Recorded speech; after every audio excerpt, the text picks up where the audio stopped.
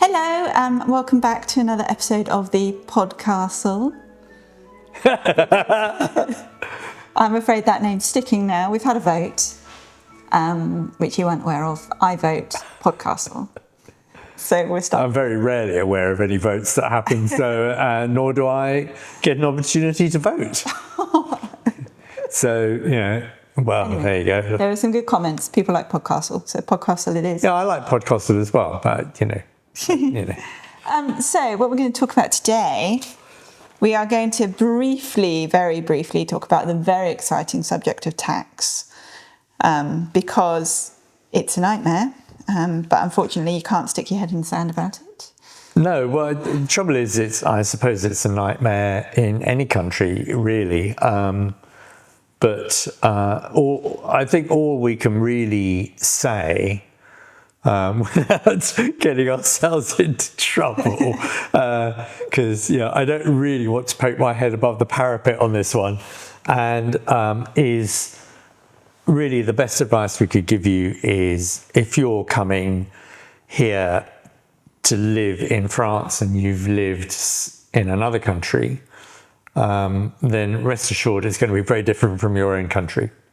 Certainly different from the UK, which is what we know. Mm-hmm.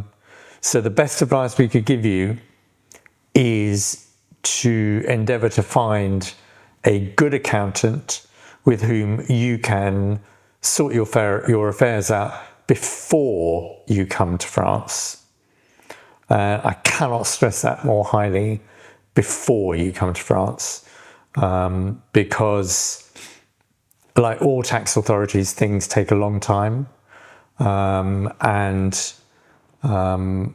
it would be good that you've at least, you're not going to be able to get everything sorted out, because once you get here, you have to get your tax number, all that kind of stuff, but at least so that you know what you're in for, because honestly, it's the most convoluted, complicated system, and they send you very hefty bills by post for your tax bill without any warning, which turn out to be not necessarily correct. No, not correct at all. Not correct at all, but perfect for giving you a heart attack. Yeah, and I'm being serious now.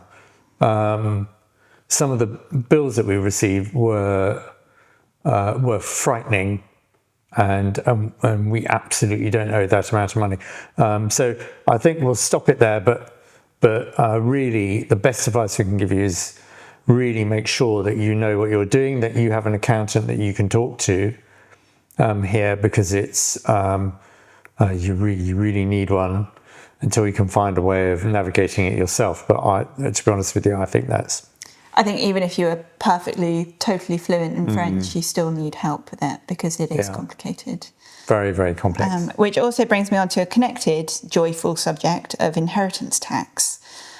Because Sabine left a comment on our first podcast about inheritance tax being one of the reasons why she chose not to buy in France and chose a different country instead.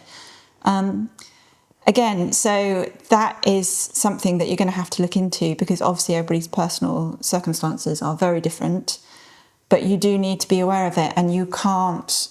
I think generally the advice of this podcast, the podcastle, is don't assume that the rules are going to be the same as where you've come from, because the rules in France are very strict. And with the inheritance, that's part of the reason why there are so many chateaux available, is because of some of the inheritance rules, and the inheritance taxes means that families can't afford to keep them. So make sure you know what you're doing before you sign yourselves up for a property.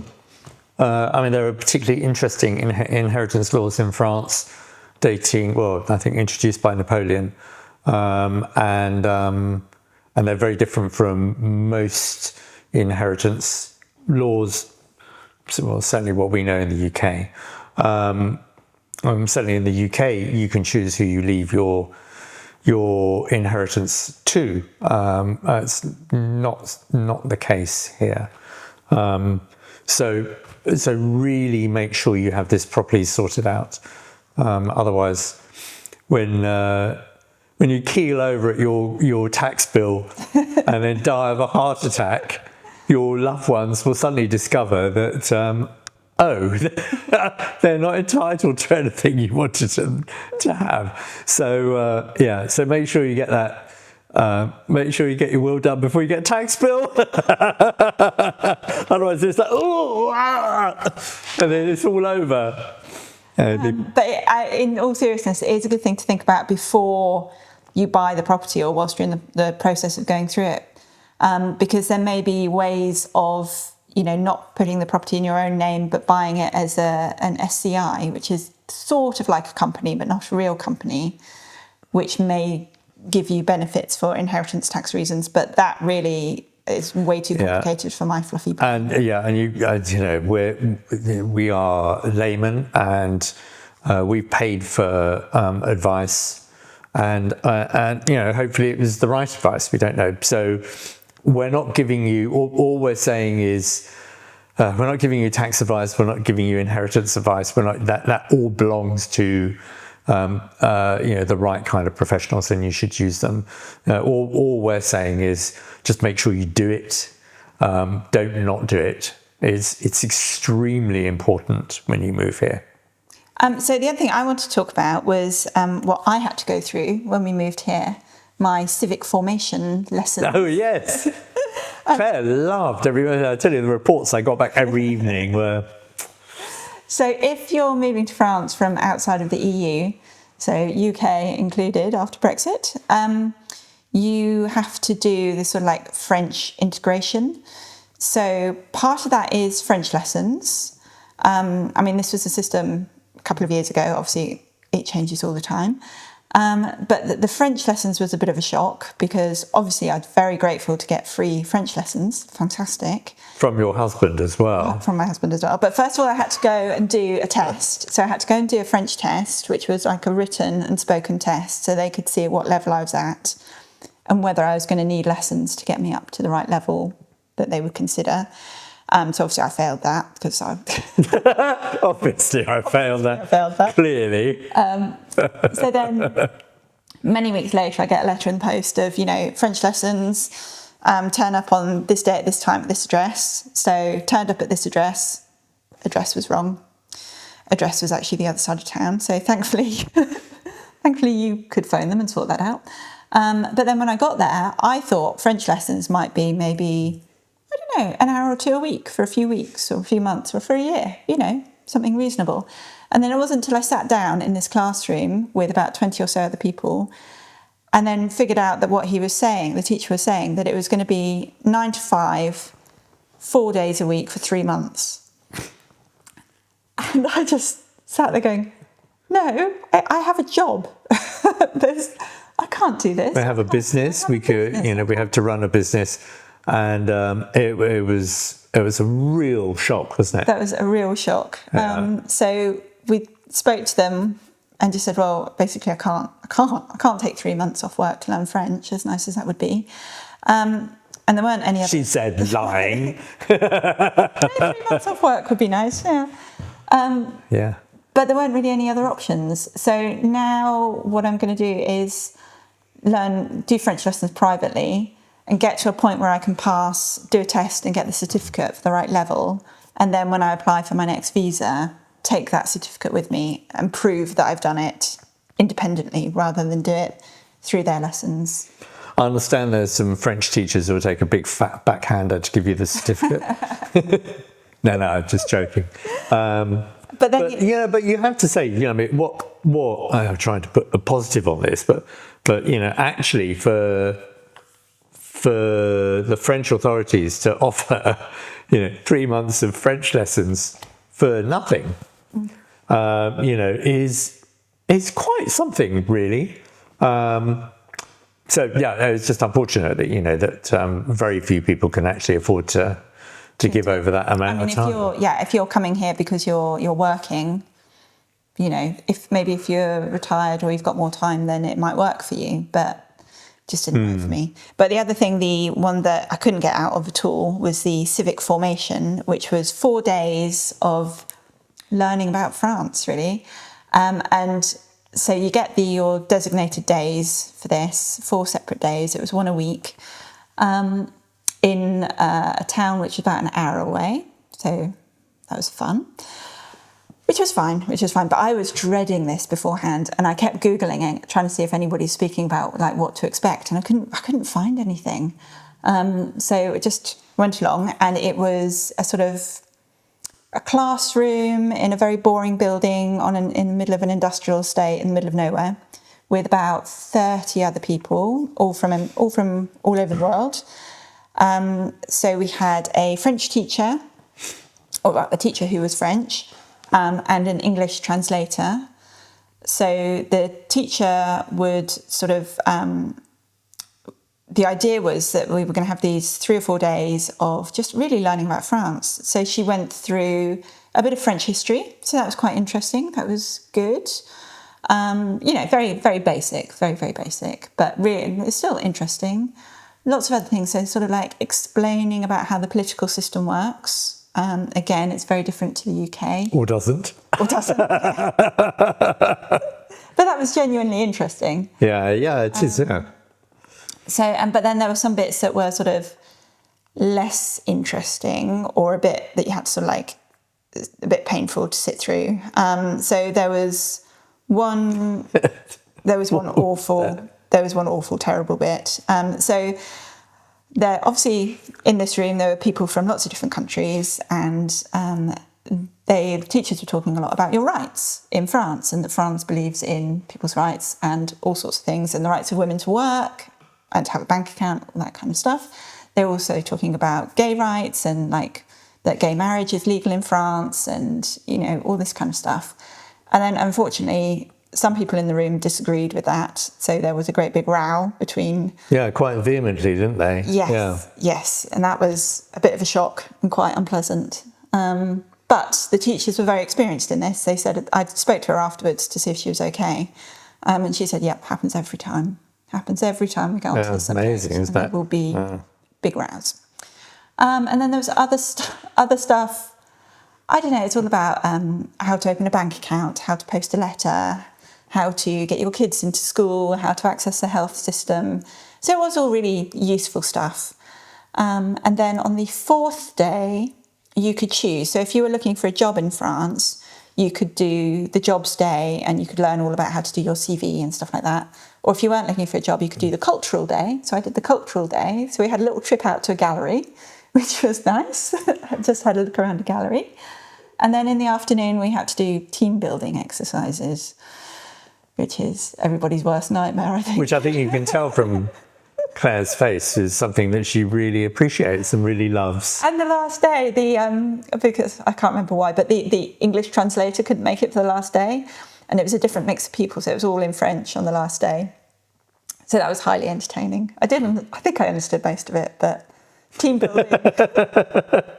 building in French, that was a challenge I wasn't expecting. Oh dear. Oh, goodness me. But anyway, the whole point of this being, I was dreading it. Actually, it's fine. It's absolutely fine. Take yourself a little packed lunch, because you could be in the middle of nowhere and you might not get to go off and get lunch somewhere nice. And it's fine. And it's an opportunity to chat to lots of people in the same situation as you, so you can make some friends, swap some ideas. It was good. It was all really friendly. Teachers were lovely.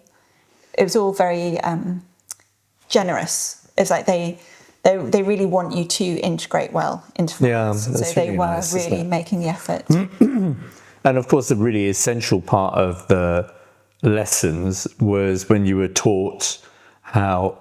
I can't do it with a straight face. When you were taught how never to slice open a croissant and put butter and jam in it, because that is the absolute best way of annoying a French person. There are ways of eating croissants that you must learn. There were bits of like funny little French tests throughout the day, and I was sending you pictures of like what the questions were, which they were mainly about cheese and wine. It's very funny. It was very funny, but it was all good. It was all fine. Yeah, good experience, I think. Glad I did it. And then you get certificates at the end of it, which you have to take with you the next time you're renewing your visa. You take your certificates along to prove that you've done your civic formation days.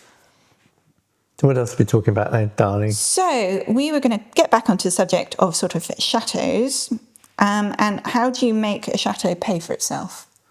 Well, a lot of people who come and buy chateaus come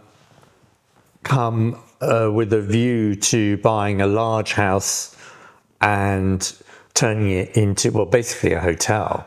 They're running what's called gîtes here, which is in effect bed and breakfast. No, gîtes is more like self-catering, and chambre d'hôte is bed and breakfast, really, isn't it? Well, it's a form of hotel, right? And and an awful lot of them fail, and there has to be a reason for that, and the reason is that you can buy a big old, beautiful old, rambling old house stroke chateau, spend a load of money on it, doing it up, but you're in the middle of nowhere. Why would anybody want to come and stay in your beautiful chateau? It may be beautiful, but there are thousands of beautiful chateaus in France. Literally thousands. So I guess it's sort of stating the bleeding obvious in a way. If that is your intention, then please try and find somewhere that is going to attract some form of tourism. We are about an hour away from a theme park called Puy du Fou, which is incredibly popular. And Still haven't been. And we still haven't been. We really have to go. I think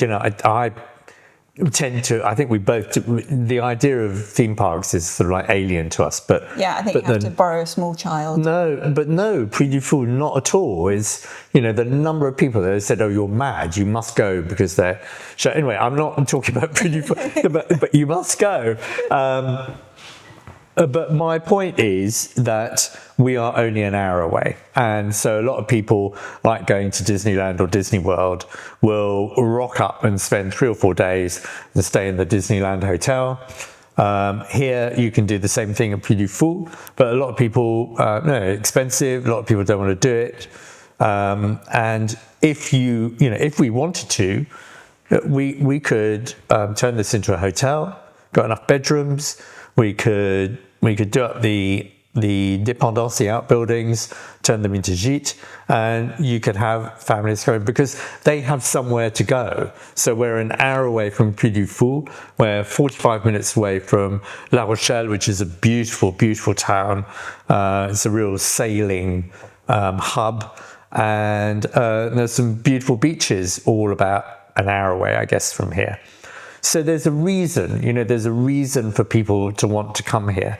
So please, if you are going to run gîtes, then I guess you're either going to have to turn your place into something that people want to go to. So you become known for, the yoga retreats and... Yeah, just a super cool destination. It has to be, and it has to be something that and gets great reviews.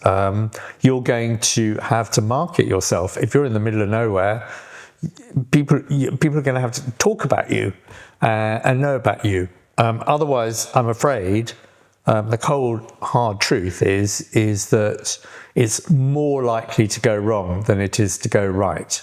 Because if you're thinking of doing it, that you've just got a couple of spare rooms and you'll just, rent those out, do those occasionally, you've really got to decide whether it's worth it or not. Because for a start, don't assume that you're going to be fully booked, because you are never going to be fully booked. Nobody is ever fully booked unless there's a music festival or something happening. You're never going to be fully booked all year round. So I guess it's really a balance between whether the costs of getting your place up to scratch would be worth it for the return. I'd certainly say at the moment, we couldn't charge anybody to stay here because the bedrooms... Nothing. Not up to standard. And I guess you've got to think that your each bedroom has to have a bathroom. Think hotel. Each one has to have a shower that works, possibly a bath. It's got to be warm. The heating's got to work. It's got to be warm. The hot water's got to work every time.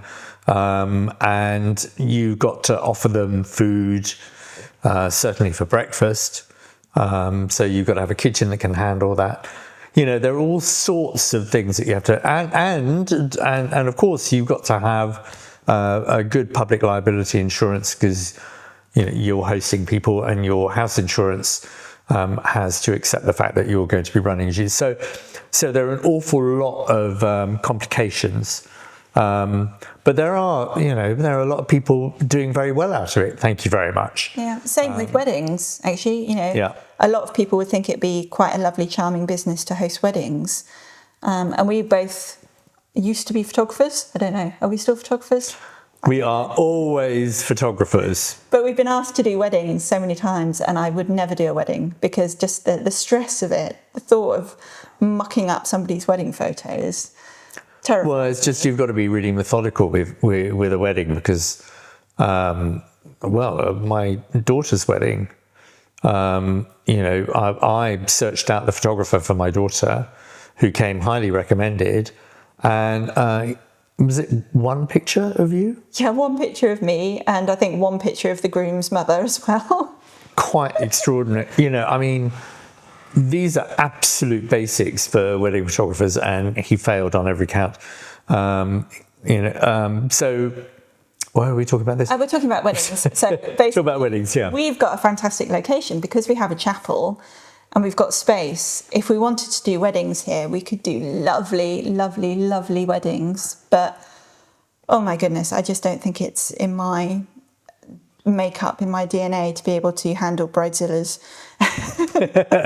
Oh, I think we'd be very good at it. But I mean, I just think, it's whether you choose to do it. There's a lot of hard work that goes into making these events run smoothly.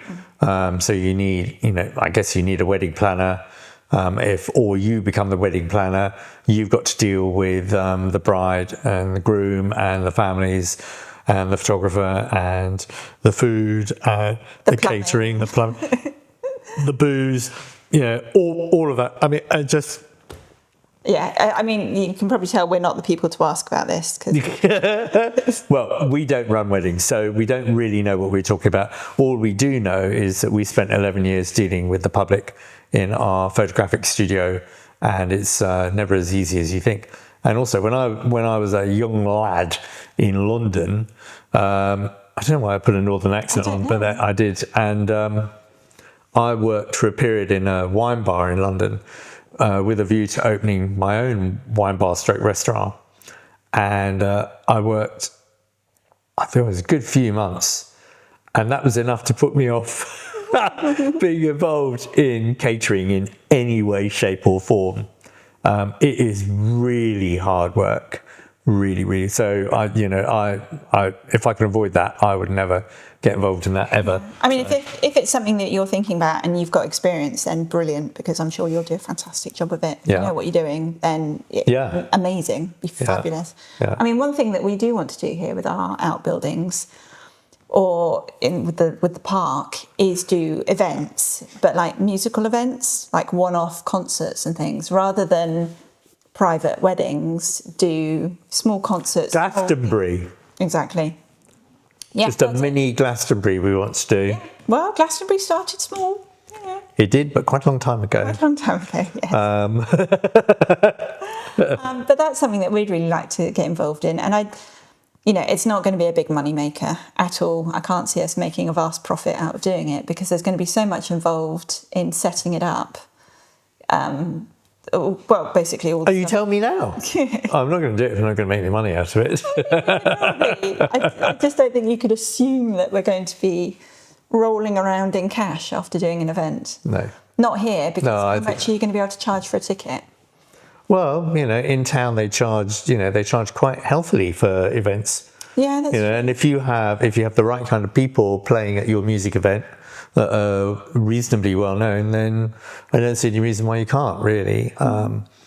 then of course you've got to get people to come to you. But there are a lot of festivals in France, music festivals in France, big and small, and they have some big names, obviously, turning up.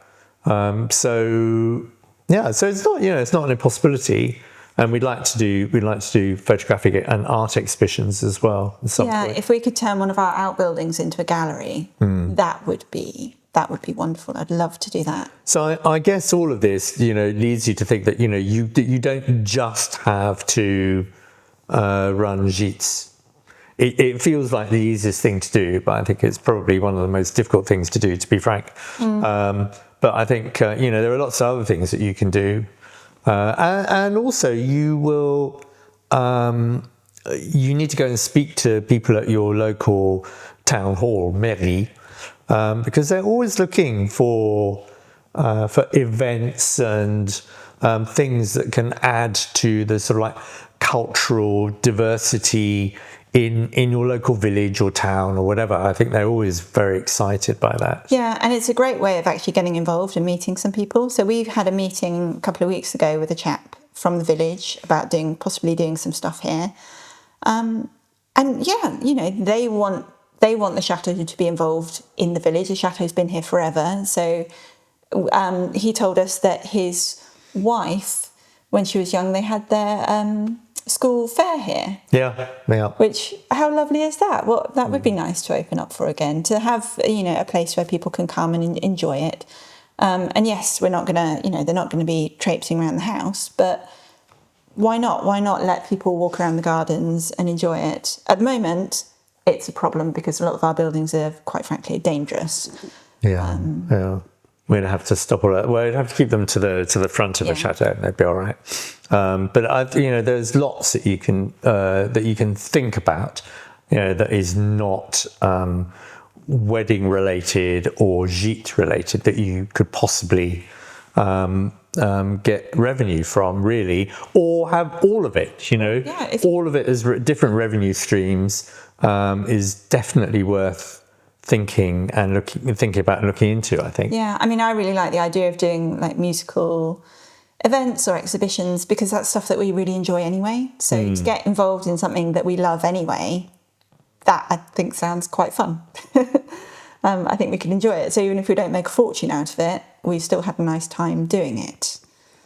Obviously, we hope we make some money out of it too. But I think you've also got to assume that if you're setting up a new festival or something, the first couple of years. Oh yeah, absolutely, yeah. But the third year, you're there. Third year, Taylor Swift, she'll be here. Yeah. I still haven't heard from Taylor Swift. She's not got back to you. I think she's been a bit busy recently. So I'm starting to feel a bit personally, actually. Have we talked about this? I'm not sure if we talked about you writing to Taylor Swift on the podcast, have we? So I woke up one morning and I'd had a dream. Stop me if I've told you this story. And I dreamt that I had written to Taylor Swift. And there's a big concert in La Rochelle called Francophilie it's called. And they have some really big names at this gig. And I wrote to Taylor, in my dream, I wrote to Taylor Swift and said, I understand that you're going to be appearing at Francophilie. Don't know where that came from. So it would be great if you fancy it to come and do your rehearsals at Chateau de la Vergne. And so I left a message on her Instagram.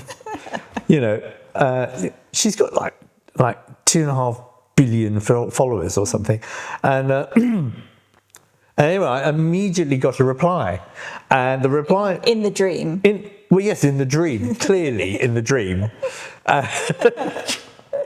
and she said, "How on earth did you know that I was playing at Francophilie this year? Because it hasn't been announced yet." And I went, and she said, "Yeah, I would love to come and do a rehearsal gig, and we can have like invited guests only and sell just a limited number of tickets, like 5,000 tickets or something." And so I said, "That'd be great. We'll get it organised." And she said, "No, we'll organise it." And then I think in the dream, then there was like a helicopter landed, and then she got out of the helicopter with her manager, and there was like a gig manager and stuff like that, and they're all wandering around, all having a great time. And we cooked them a really simple, beautiful lunch and had some rosé, and it was really nice. And then she went off in a helicopter, and it was all organised. And I woke up. Yeah. So then you wrote to her on Instagram. So I thought, well, you cannot miss an opportunity like that, you know. I talk about manifesting. Not that I believe in that, but anyway, on this occasion I did. So I wrote to her. She hasn't replied. So if anybody knows Taylor, please, tell her to get in touch. We'd love to have Failing her. Taylor Swift, if you know, got any contacts with Paul McCartney, Bon Jovi, anybody actually. Yeah. Anybody good. Well, no, not anybody. I mean, you know. I can't really afford to be too picky yet. But I think Oh, we can't pay them. I'll do them a nice lunch though. Yeah. But whatever money is raised will go towards the renovation of the chateau and a very long holiday for us in Mauritius. Yeah. But no. So we can dream. But I'll let you know if I hear from. Actually, I haven't checked my personal Instagram messages. I think you're ignoring her. Anyway, so I don't know what to say. So we've got a busy weekend this weekend. Yeah. Tell me again what's happening. This weekend we are filming for Chateau DIY, which Yes. if you're from the UK you probably know about. If you're from America you might know about. So it's a daytime TV show on Channel 4 in the UK, which they follow lots of different people with their chateaus and follow them doing DIY and doing it up. So I think it's on. Is it on Peacock in the States? I think. Yeah, I don't know. I think it might be. Yeah. So we begin on Saturday. So we've got 4 days of filming with them, by the end of which I think we're going to be exhausted. Yes, we may consider taking up drinking again. So I think that's going to be really good fun, actually. It won't be on TV for at least a year, and we won't be able to show anything that we've done for them because of the contract that we have. So we have to wait until it's been on TV first, and then we can show you. We might talk about it, though. We might talk about it, yes. We could do drawings. Yes, and this was the bedroom, and then now this is the bedroom. Although I doubt that would, really keep you watching. But especially for people that are just listening to the podcast. Yes, I keep forgetting. So that's going to keep us busy. So in our episode next week, we will tell you all about it and how we got on, if we're compass mentis. Yeah, and then. And the day after that, on the Wednesday, in theory, we're doing a thing for a French TV station as well. Goodness me! Do you think we're really that interesting? No, I don't. Well, we're going to have to make ourselves interesting, aren't we? So that could be quite fun. That's France 3. That's again some kind of daytime thing. I don't know what it is, but anyway. So that should be quite fun. And so we're going to spend the weekend being, international media stars. Well, the subject is, how to make money out of your chateau. So we're trying. Yeah. Well, yes, exactly. Yeah. I mean, what else could you do? I mean, it's really, I guess here, well, certainly not in the winter months, but I mean in the summer you could have people out the front eating, you could have food and stuff like that, but I don't want to get involved in that. Well, again, the amount of money we'd have to spend to get it set up. Like how long would it take to get that money back? I don't know. We'll see. So it's still, stuff that we're still thinking about, to be honest. We can talk about gîtes and weddings and stuff like that, but we'll let you know really as we go along how we get on with our plans for making money here and making the place pay for itself, whether it's through YouTube and podcasts and TV, and if we come up with anything clever we'll let you know. Well, we won't tell you. But there will be signs. If the next podcast there's a beach and some palm trees behind us, then you hear the sound of crashing waves, then we got something right. unfortunately, it's unlikely to happen in the sort of near future, but hey ho. You never know. If Taylor Swift gets in touch, we'll be fine. Is that on your bit of paper? Yeah, I think that's us for today. Yeah. Yeah. Okay. Well, thank you very much for joining us again. And really, there must be some questions you have for us. I mean, please, come on, because we like answering questions and we love your comments. And it would also be great, I mean, fantastic, really, if you could. I hate people who do this on YouTube, but can you please subscribe and tell your whole family to subscribe, please? And then we might make some money. And then even people you meet on the street say, could you subscribe to our Chateau Life? That would be really nice. And subscribe to our podcast on Spotify. And wherever else you're listening to us. And wherever you... that's what they say, isn't it? Yeah. Yeah. Because we're all over the place now. Oh, we are, yeah. So yes, so all over you, just, you know. And in fact, sorry, I'm going to tell you one story. So I was looking at my phone. And I was looking at how it appeared. Our podcast appeared on Spotify, so it's quite interesting. And I started listening to us on my phone. I thought, that's interesting. And I jumped in the car to go and get some croissants one morning, and then my phone connected to the car, and then suddenly I had Claire and me talking over the car radio, and the whole time I was driving to the boulangerie, I'm listening, and I'm trying to say, don't be you, be somebody else. Is this interesting or is this boring? And I was really interested. I spent the whole time. That might just be us. Do you think so? Yeah. No, and then I got out of the car, got the croissants, got back in the car, and it started playing again.